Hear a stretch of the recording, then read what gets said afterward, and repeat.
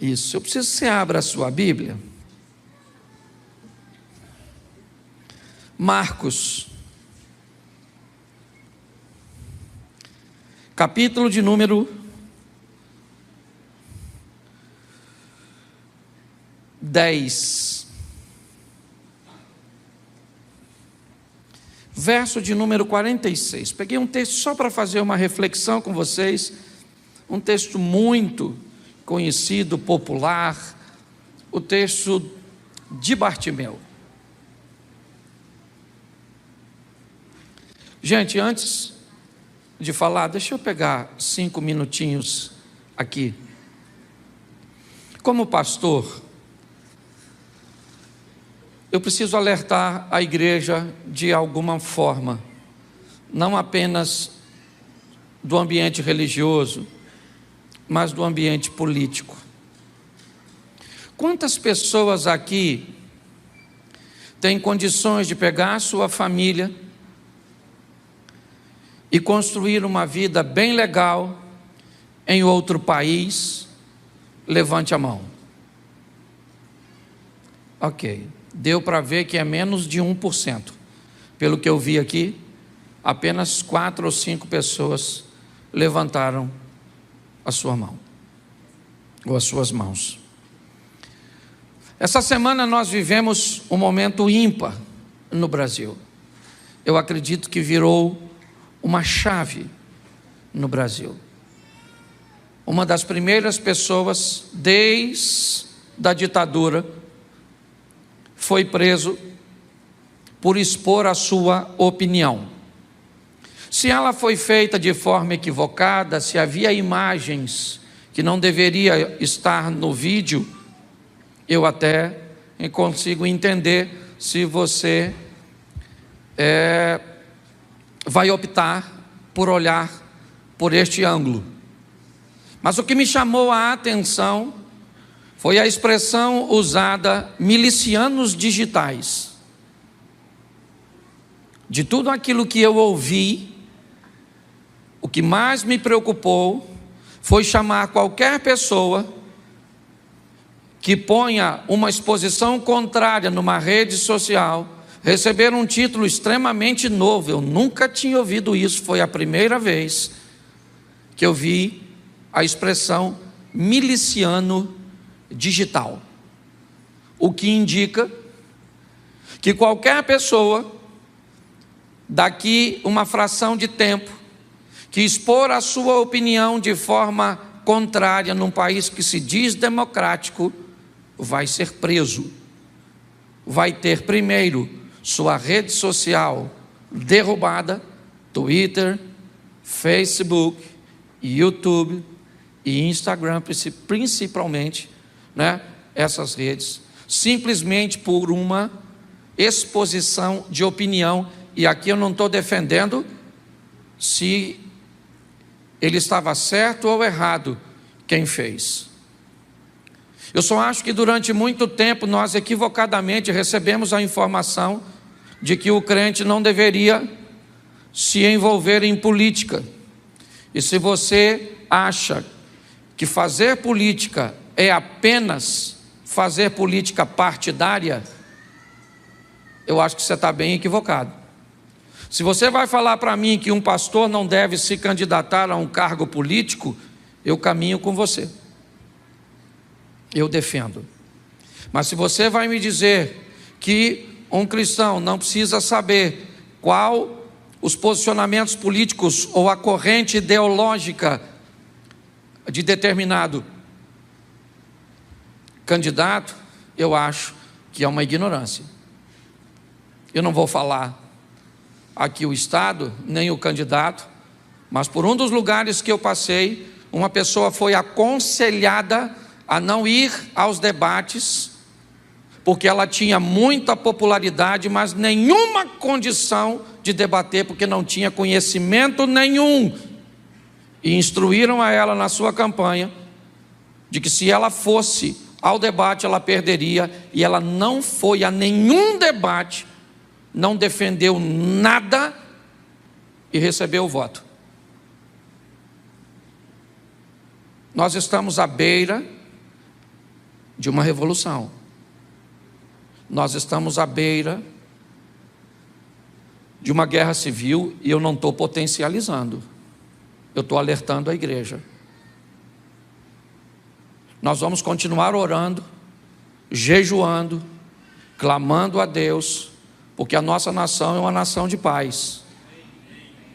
Amém? Mas nós não estamos, nós temos algumas pessoas na nossa nação achando que sabe o que é melhor para todos nós. Algumas pessoas acham que nós somos lesados e que não sabemos nada, e que eles sabem o que é melhor para nós. Que isso fique claro. Se você acha e tem informações, eu vou respeitar, mas eu vou te pedir para olhar hoje situações atuais de países cujos quais o sistema está sendo idealizado para ser implantado no Brasil. Dê uma olhada na internet. Veja o que o embaixador de uma nação disse, o que foi anteontem para ele aquele dia aqui no Brasil. É muito importante. Eu estou medindo minhas palavras.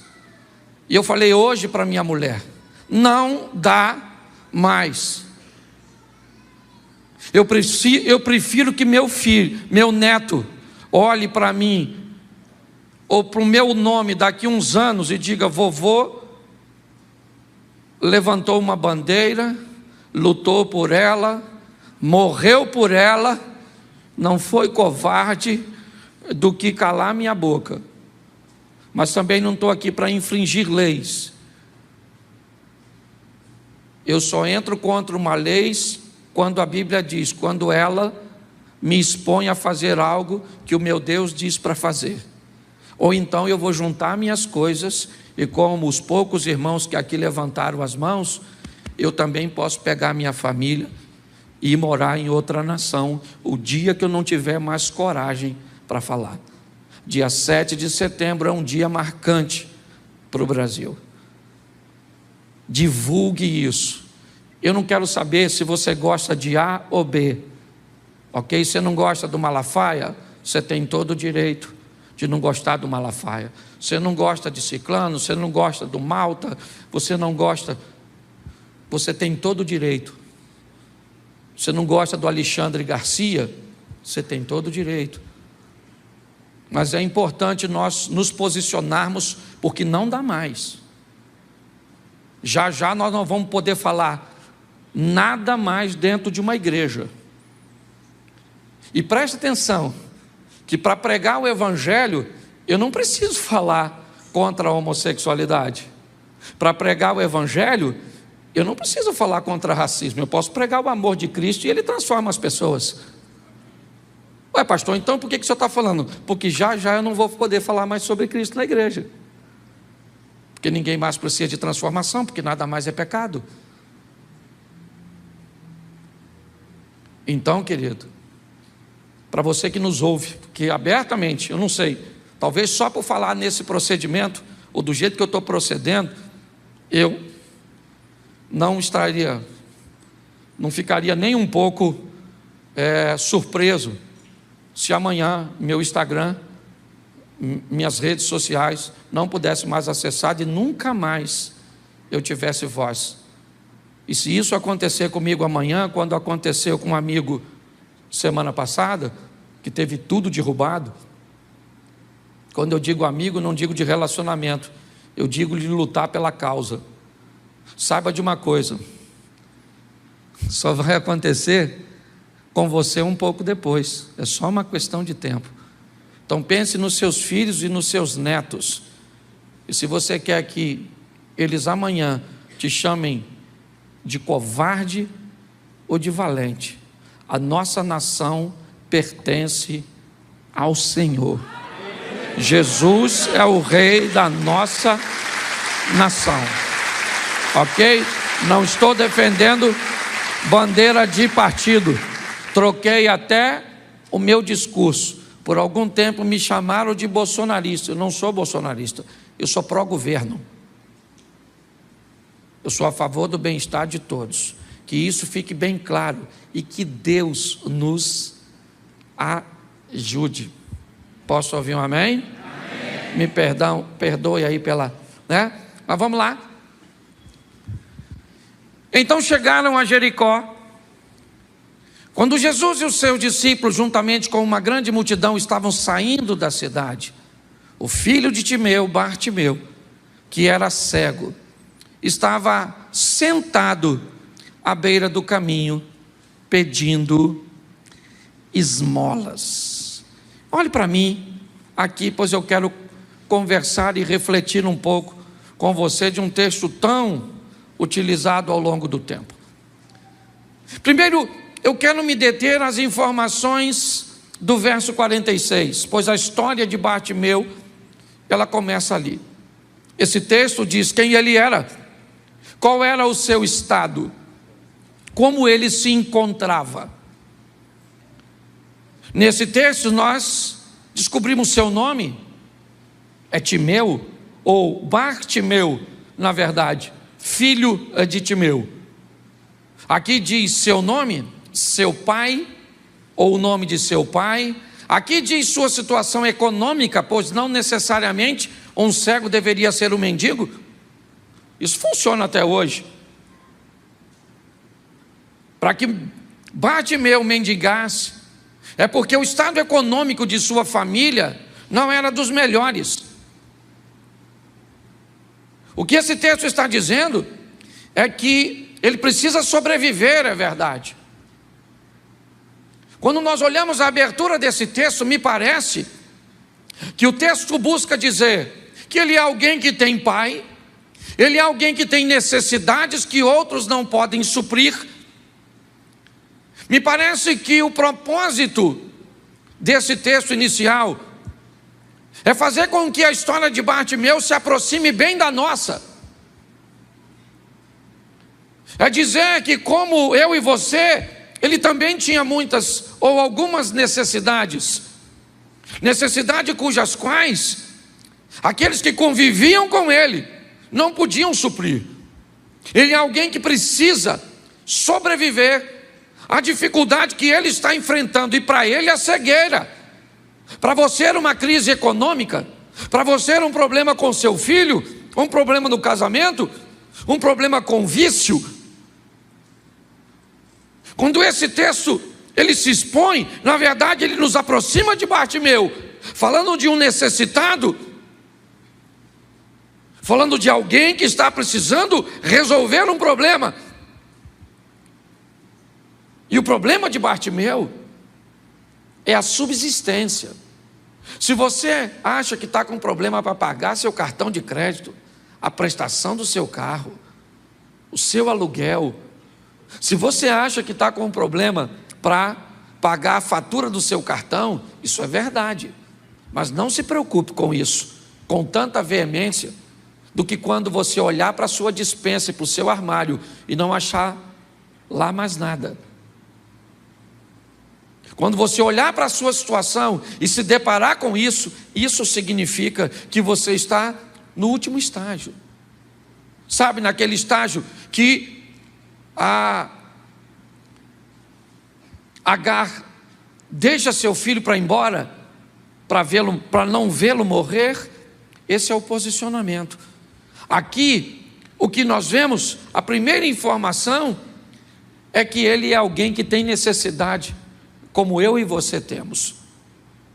Mas nós também vamos descobrir aqui que, apesar de ter uma necessidade, ele está sentado à beira do caminho pedindo esmolas. O que ele está fazendo? Eu já vi que ele tem um problema, como eu e você. Mas o que ele está fazendo com o problema que ele tem? Ele sai de casa para conseguir levar para si a subsistência.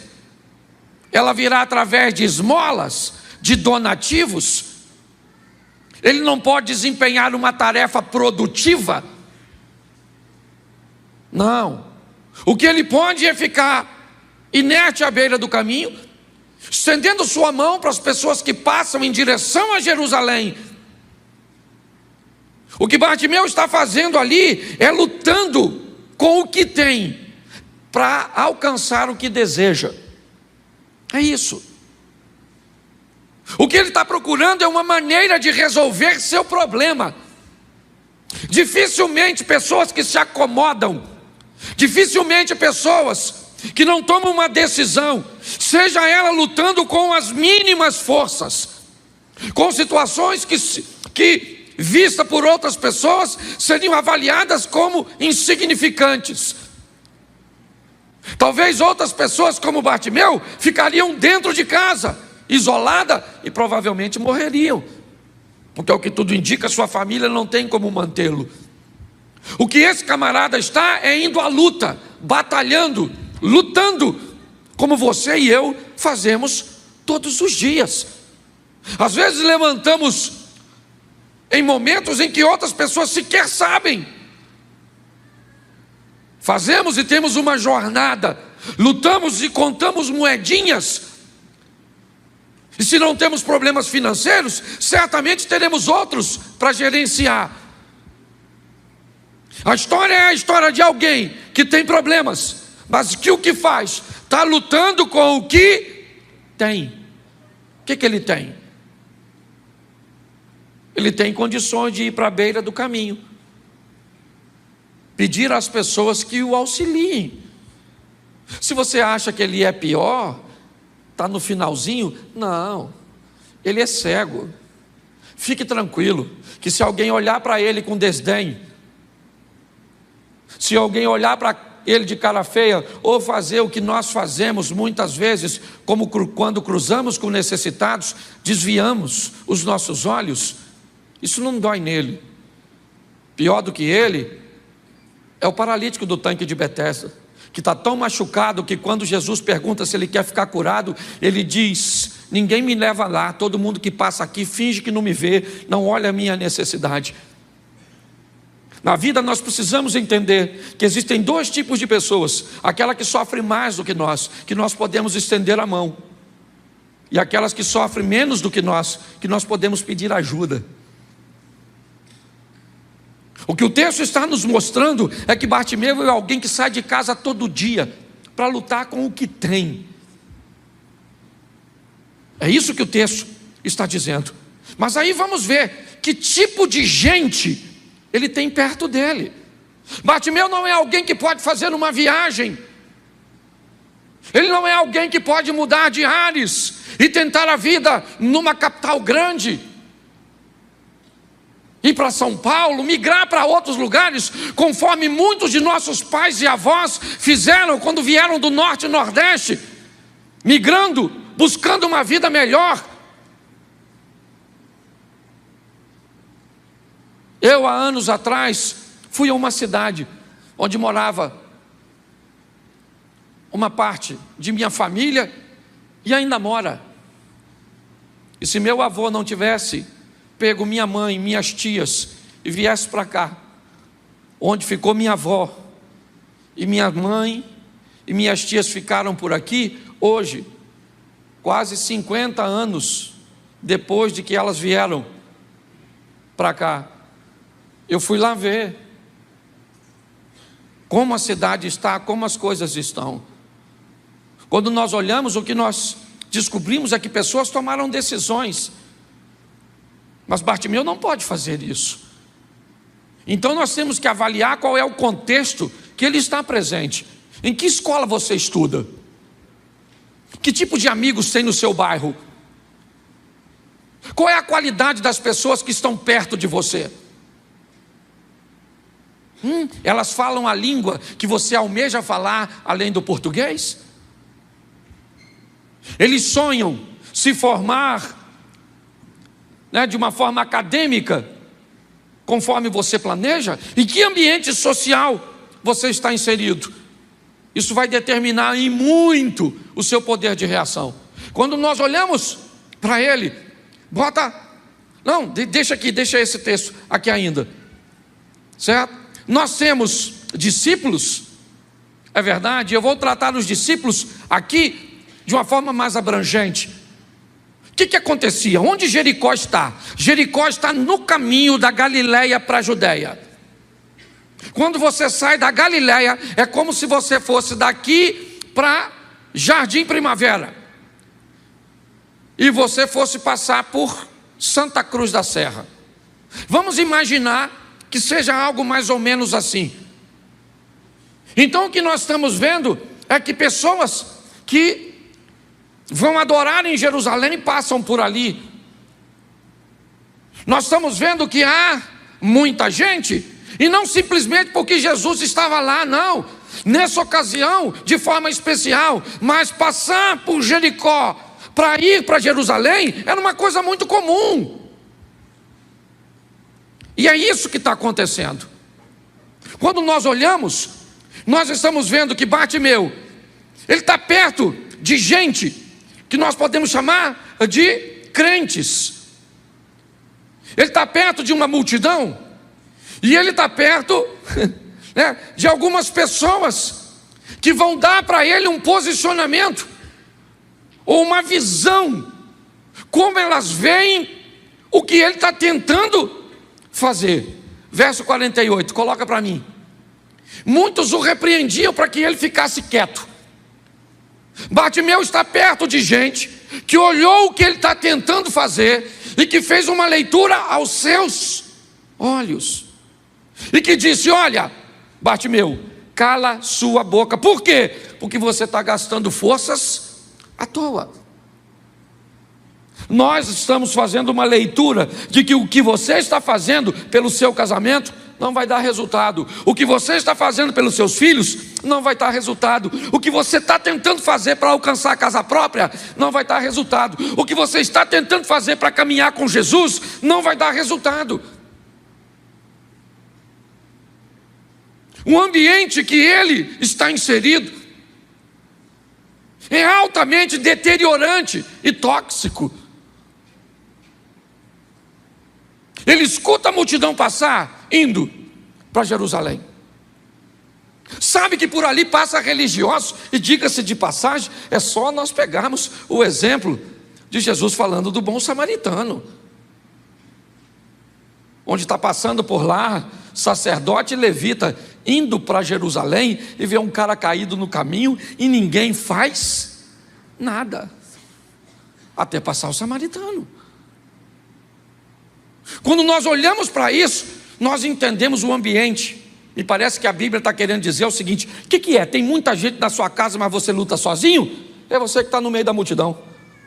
O que é? Tem muita gente na sua casa que anda na Bíblia, com Bíblia na mão, mas não tem relacionamento com Deus? Você faz parte do grupo que está no meio dos religiosos.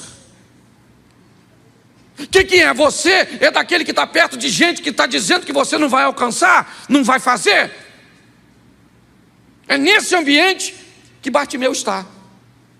É para isso que nós olhamos que tipo de gente ele tem perto dele. Para te dizer a verdade, querido, graças a Deus que esse moço é cego, e melhor que ele fosse surdo, porque tem hora que as pessoas falam tantas coisas para nós, do nosso casamento, dos nossos filhos, dos nossos negócios, da nossa finança, que dá vontade de nós fecharmos o nosso ouvido. Tantas vezes você já ouviu coisas de seu marido que você preferiria ser surda. A verdade é essa. O ambiente que ele está é isso. Mas dessa vez tem algo que é diferente das outras. Tem alguma coisa nesse texto, no verso 47, volta 1. Quando ouviu que dentre a multidão, discípulos e gente que estava na beira do caminho, tinha uma pessoa que ia passar por lá. E essa pessoa era Jesus de Nazaré. Alguns dizem que essa foi a última vez que Jesus entrou em Jericó. Se isso procede, a história do Zaqueu precede a dele.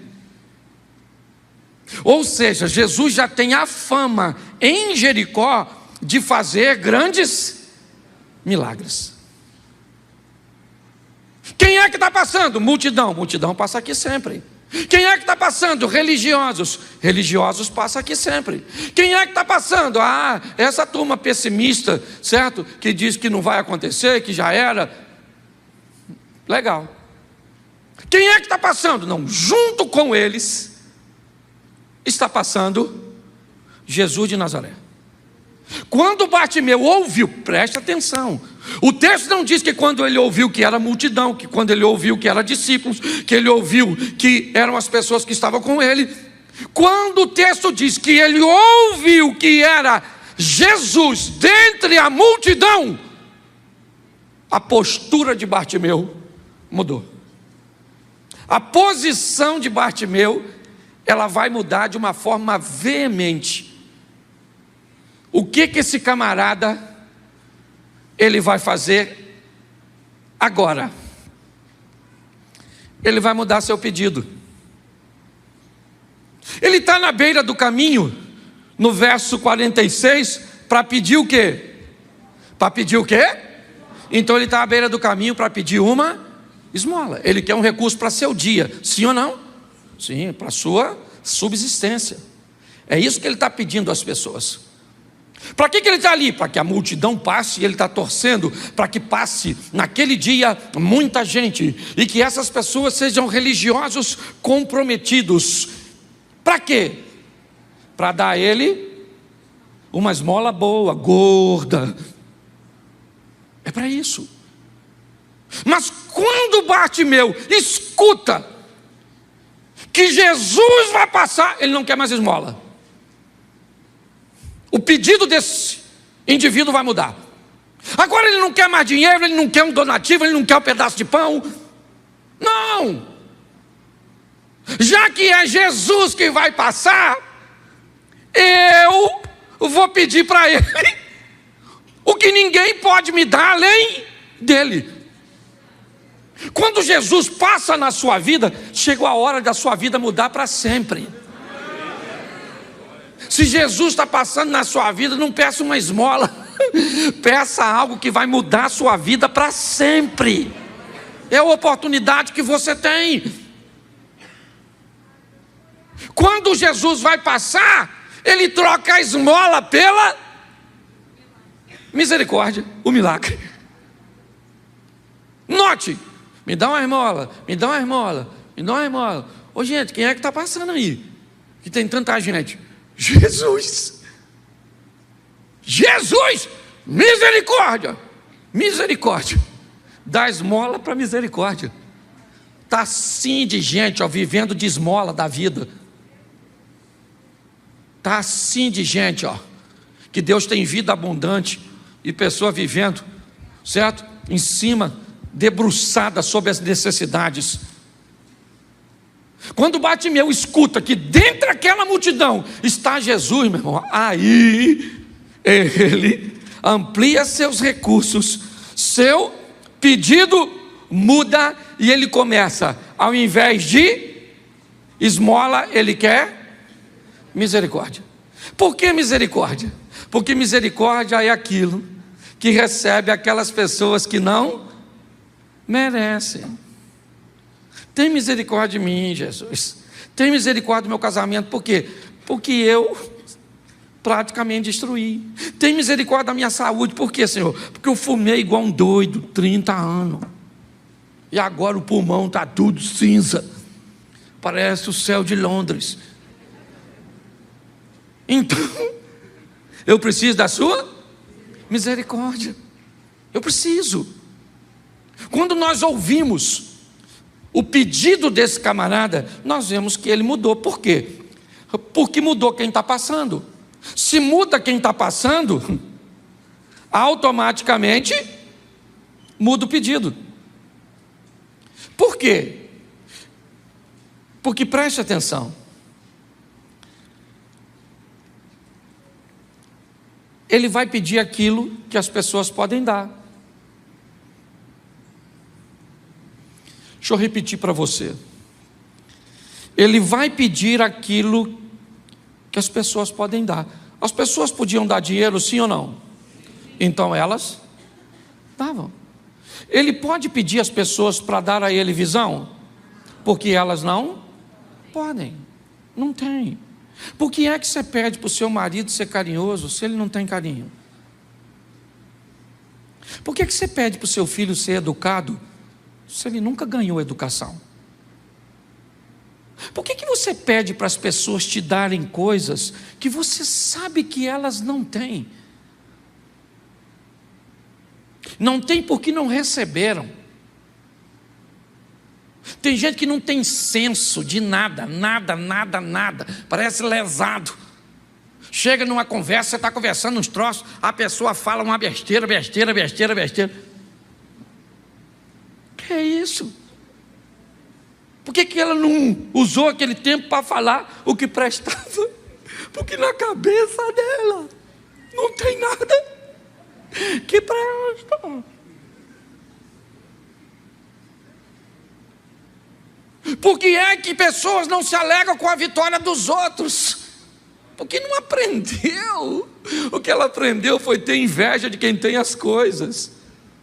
Não peça do outro aquilo que o outro não tem para lhe dar. Porque às vezes ele não te dá, não é porque ele é mau, ele não te dá porque não tem. Pare com isso. Bartimeu é uma lição. Gente, à beira do caminho, me dá visão aí. Tem misericórdia de mim e me faz ver. Eu não vou pedir isso para ele. Ele não tem como fazer isso. Para que eu vou gastar meu tempo pedindo para minha mulher me dar algo que minha mulher não tem? Pedir para meu filho me dar algo que ele não tem. Você pediria hoje seu marido para te dar 100 mil reais? Não, por quê? Porque ele não tem, coitado. Então você não pede. Mas você pede para ele fazer uma massagem no seu pé. Ele pode fazer? Mas aí faz? Por quê? Porque ele não aprendeu. Ele não viu isso. Entendeu? Mas é que eu já tenho uma mulher, já estou quase criando um ambiente de atrito. Você consegue entender? Está assim de gente. A lição de Bartimeu é: eu peço para as pessoas aquilo que elas não podem, não tem. Se elas vão querer ou não, aí é outra história. Ele está lá. Para as pessoas ele pede esmola, para Jesus ele pede misericórdia. Então peça para quem tem para te dar. Pastor, ele tem e pode, mas não dá, por isso que ele é gente. Porque gente tem esse defeito. Então fala com Jesus, porque ele é bom. A misericórdia dele dura para sempre. E ele pede para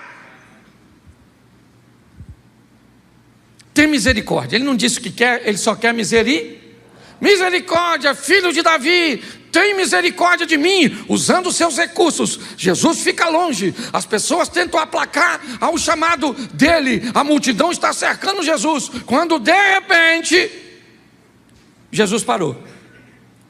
Opa! Parou? Mas engraçado, da outra vez que ele esteve aqui, ele foi onde? Na casa do Zaqueu. Por quê? Porque Zaqueu era rico. Jesus não é bobo, não. Jesus foi lá, irmão, que tinha comida boa. É ou não é? Tinha uma Coca-Cola geladinha. Porque tinha uma comidinha maneira. Agora, vai parar para dar atenção? Bom, isso é maravilhoso. Primeiro porque esse texto quebra um paradigma de que essa história de que Jesus age pela condição econômica das pessoas, caiu por terra. A verdade é essa. O rico, é isso aí, o cara da árvore, o Zaqueu, Jesus foi lá? Foi, mas Bartimeu, mendigo, à beira do caminho, ele não vai. Quando de repente ele parou e disse assim, ó, escuta o cara que está me chamando. Porque Bartimeu continua gritando, ele não enxerga. Filho de Davi, misericórdia. Jesus falou, vai lá e chama o cara do grito aí. Alguém foi lá para pegar ele. Para levar ele onde? Para levar ele para onde? Para Jesus. Quando o mensageiro chega, verso 49, Jesus parou e disse, chamem-no. E chamaram o cego, ânimo, levante-se, ele o está, verso 40, ou verso 50, perdão, verso seguinte, lançando sua capa para o lado, de um salto pôs-se em pé e dirigiu-se a Jesus. Quando o mensageiro chegou para Bartimeu e disse, Jesus mandou eu vim te chamar, ele disse, se eu vou me encontrar com Jesus, essa capa não vai comigo, porque ela determina quem eu era. Preste atenção, quando ele joga a capa fora, quando ele lança a capa de si, quando ele abre mão da capa, ele está dizendo, essa capa é onde eu sento todos os dias, porque eu sou cego, para mendigar. Mas já que ele parou para me chamar, eu não quero mais a capa. Ô gente, ele era um mendigo. Quanto custava uma capa naquela época para um mendigo? Para ele talvez, muita coisa. O que a Bíblia está dizendo é que se eu quero encontrar com Jesus e quero que Ele tenha misericórdia de mim, eu vou ter que pegar uma capinha que vivia sobre mim e vou ter que jogar fora. Tem algumas coisinhas que eu vou ter que parar de fazer, uns lugares que eu vou ter que parar de frequentar. Ah, mas eu jogava a bola sempre com a mesma turma, o que tem lá? Você tem que fazer uma leitura no ambiente. Às vezes tem ambiente de lazer que ainda dá para você frequentar, mas outros não dá mais não. Tinha grupos de WhatsApp que dava para você ficar, mas agora não dá mais não. Tinha festinha que dava para você ir, mas agora não dá mais não. Se Jesus vai entrar na sua vida para mudar a sua história, essa capa velha sua vai ter que ir embora da sua vida. Sua história tem que mudar. Tem muita gente que vem para Jesus, mas garradinho na sua capinha. Quando nós olhamos para esse texto, quando ele recebe a notícia, o mestre mandou te chamar, ele está te chamando, Jesus te ouviu, ele joga a capa fora, tira a capa, lança de si, separa-se dela, e provavelmente o que as pessoas estão pensando? Que ele vai pedir o que para Jesus? Uma capa nova. Provavelmente ele vai chegar lá e vai dizer, Senhor, eu quero uma capa nova, que eu acabei de jogar minha capa fora. Por quê? Porque para todo mundo ele pedia apenas esmolas, donativos, coisas. Quando ele está rompendo, porque preste atenção, Jesus está envolto numa multidão. Não sei te precisar quantas pessoas eram, mas era muito comum reuniões cujas quais Jesus estava presente ter mais de 1.000, 2.000 pessoas. Ou vamos imaginar aqui, ó, temos cerca de 500 e poucas pessoas aqui dentro. Vamos imaginar no mínimo o dobro disso aqui ao redor de um homem cercado por seus discípulos fazendo cordão de isolamento. Primeiro, qual seria a possibilidade dele escutar o camarada gritando de longe? Quase nenhuma. Segunda, qual seria a possibilidade de ele interromper sua trajetória para prestar atenção? Terceiro, ainda mais falando de alguém que não tem nada para oferecer para ninguém. Ele é alguém que só tem necessidades. É o Bartimeu. Se você está hoje aqui e tem vozes falando ao seu ouvido de que ele não vai te ouvir porque você é pobre, porque você não tem isso, porque você não tem aquilo, porque você é sozinho, porque você saiu daqui, porque você não tem como ir para lá, eu quero falar, isso é mentira do diabo. Não interessa o que você tem ou deixa de ter, ele vai parar para te ouvir porque ele é seu pai. Olha só, Bartimeu agora vai estar diante de Jesus, sem a capa, e Jesus pergunta para ele: o que você está querendo que eu te faça? Qual é a sua? Eu imagino o silêncio. Todos esperavam a oportunidade que Bartimeu ganhou. Todos. Dá até para perguntar por que é que Jesus não fez essa pergunta para aquelas pessoas e chamou alguém que não estava no meio da multidão para oferecer uma atenção. Me parece que Jesus, ele não vê a multidão. Não é isso que chama a atenção dele. Vamos lá. Ele está na casa da sogra de Pedro em Cafarnaum, cercado por uma multidão. Quando um homem que entra pelo telhado vai ficar curado.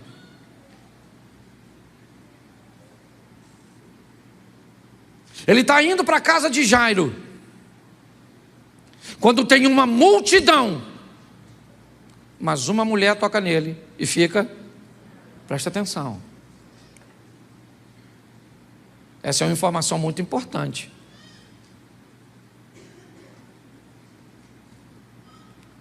Quando o paralítico é curado, o texto diz: Jesus, olhando e vendo a fé deles, disse: perdoados estão os teus pecados, levanta, toma a tua cama e vai para a tua casa.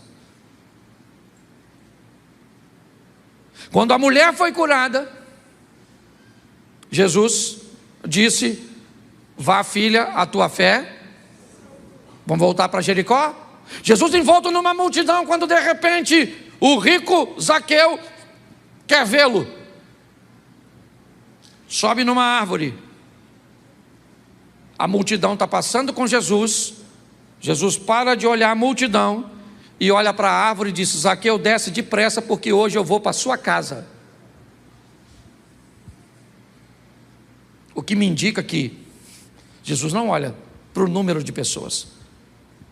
Ele não é um influencer das redes sociais. Jesus, ele está de olho no que você é capaz de fazer. Dentre todos aqueles que estão aqui, ele está de olho em você agora para ver se a sua postura dá a ele condições de fazer um milagre a seu respeito. Essa é a grande verdade. Eu conheço gente aqui que chegou outro dia desse e está vivendo milagres, e tem gente que está conosco há 7 anos, nunca chegou nem perto.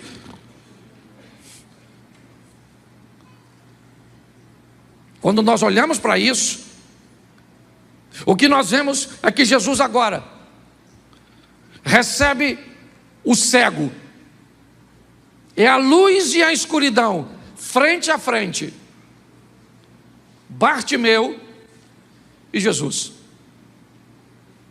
E a luz diz para as trevas: o que queres que eu te faça? O que você quer, Bartimeu?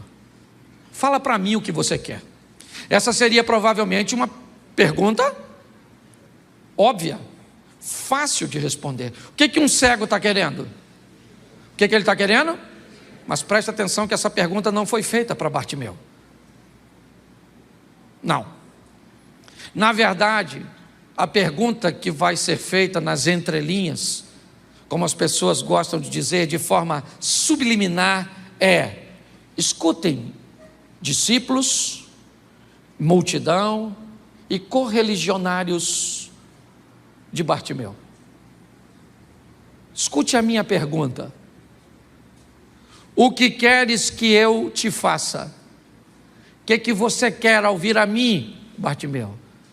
Bartimeu responde para Jesus: eu só quero enxergar, só quero ver. Quando Bartimeu diz isso, é como se Jesus fizesse assim, ó. Ele pediu: deixa eu sair daqui, e quem aqui pode resolver o problema dele? Para vocês, ele estava pedindo dinheiro, pão, esmola, e vocês têm para dar. Agora preste atenção no que ele me pediu. Tira do seu bolso e dá para ele. Põe a mão na cabeça dele e devolve a ele. Faz para ele o que ele está pedindo. E o que Jesus coloca é a impotência. O que Jesus está dizendo é: escute, porque o que ele está me pedindo é o que a maioria de vocês precisam: enxergar, abrir os olhos.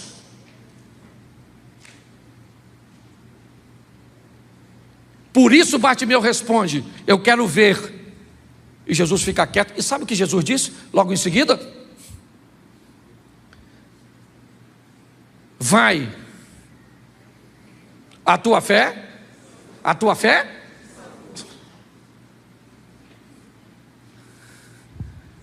Vá, disse Jesus, tua fé te curou. Imediatamente ele recuperou a visão, seguiu a Jesus, e seguiu Jesus pelo caminho. Preste atenção. Essa é uma tradução mais popular, mas a tradução diz: a tua fé te salvou, curou, te libertou, arrancou você da escuridão. Opa, agora eu estou vendo. Nossa, que legal. O que eu vou fazer? A mesma coisa que os 9 leprosos. Eu já tenho o que eu? Então, muito obrigado. Eu estou indo embora. Eu vou viver a minha vida. Eu já tenho o que eu quero, eu já tenho o que eu vim buscar. É o que faz a maioria das pessoas. Jesus se tornou um utilitário, aquele que eu busco para resolver um problema, e após ter resolvido, eu vou me embora, aguardando a possibilidade de ter outro problema amanhã, e Deus queira que eu não tenha, mas se eu tiver, eu volto para fazer outra campanha, eu volto para sentar aqui no banco da igreja. Vá que uma hora. Que Bartimeu diz o seguinte: eu estava à beira do caminho, preso a uma capa suja, que me mantinha inerte, aguardando que as pessoas me dessem uma esmola. Mas hoje o Senhor entrou na minha vida, mudou a minha história. O Senhor entrou e eu posso sair daqui hoje, eu posso trabalhar, eu posso me casar, eu posso sustentar uma família, porque o Senhor entrou e mudou a minha história. Então, se o Senhor mudou a minha história, é atrás do Senhor que eu vou passar a te seguir. Talvez naqueles momentos, a Bíblia encerra por aqui, e eu já estou terminando. Provavelmente Jesus indo para Jerusalém, era o caminho que ele estava fazendo. Provavelmente Bartimeu deve ter ido com ele. E quando Jesus retorna para Galiléia, para Cafarnaum, uma base evangelística que ele mantinha na casa da sogra de Pedro, provavelmente Bartimeu ficou novamente. Porque para seguir Jesus, não precisava andar atrás dele fisicamente. Bastava apenas manter uma postura, um posicionamento e um estilo de vida que ele determinou para nós. O culto está acabando. E lamentavelmente, seria muito legal, ou melhor, seria muito legal, deixa eu colocar aqui direito, se todos aceitassem o que Jesus tem feito, a maneira que Ele tem tentado mudar a nossa história. O grande desafio é que nos tornamos, na maioria das vezes, ouvintes e não praticantes. Trocamos de esposa, mas não trocamos de postura. E as crises que enfrentávamos no relacionamento anterior se repetem.